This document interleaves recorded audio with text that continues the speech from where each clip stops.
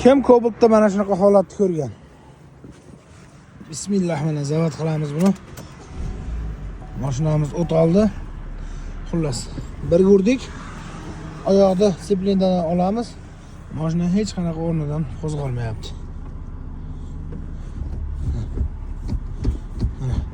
Seplindan bosganim yo'q. 3 ga ham, 4 ga ham, 1 ga ham hammasiga tushyapti. Xullas, nima bo'lganini hozir sizlarga ko'rsatib o'taman.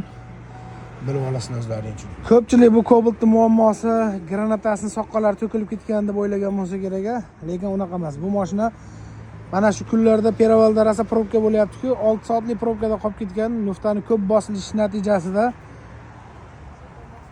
dissiplinning nakladkalari mana shu ahvolga kelib qolgan, kuyib. Karzina kuyib ketgan. Vijimnoy mana bosilgancha qolib ketgan. O'zi qanaqa bo'ladi? Mana bunaqangi holatda bo'ladi. Disiplina bunaqangi holatda bo'ladi.